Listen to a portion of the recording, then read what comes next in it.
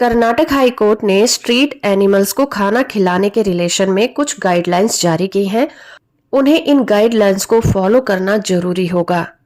15 नवंबर 2023 को Karnataka high court ने सड़क पर जानवरों को खाना खिलाने से रिलेटेड कुछ गाइडलाइंस को जारी किया है। चीफ जस्टिस प्रसन्ना बी वराले और जस्टिस कृष्ण एस दीक्षित की बेंच ने ये गाइडलाइंस को जारी किया है। केस का टाइटल है Ramesh Naik L versus state of Karnataka और इस केस की सुनवाई जस्टिस प्रसन्ना बी वराले और जस्टिस कृष्ण एस दीक्षित की बेंच कर रही थी। उन्होंने इन गाइडलाइंस का जिक्र करते हुए कहा कि हमें ये ध्यान में रखना होगा और उन लोगों को अवेयर करना होगा जो सड़क पर जानवरों को खाना खिलाते हैं, क्योंकि लोगों को स्ट्रीट एनिमल्स के बारे में जो गाइडलाइंस जारी की गई है उनके बारे में उचित और सही जानकारी नहीं पता है। सड़क पर जानवरों को खाना खिलाने और उनसे रिलेटेड जो भी डिस्प्यूट होते हैं उसके रिलेशन में गाइडलाइंस के अंदर खुद ही जिम्मेदारी का संकेत दिया गया है। जानवरों से रिलेटेड जो भी डिस्प्यूट होते हैं उसकी जिम्मेदारी खुद खाना खिलाने वालों की होती है। इस गाइडलाइन के पॉइंट 3 में ये लिखा गया है कि ये सुनिश्चित करना उन लोगों की जिम्मेदारी है कि उनके इलाके में सभी कुत्तों की नसबंदी की जाए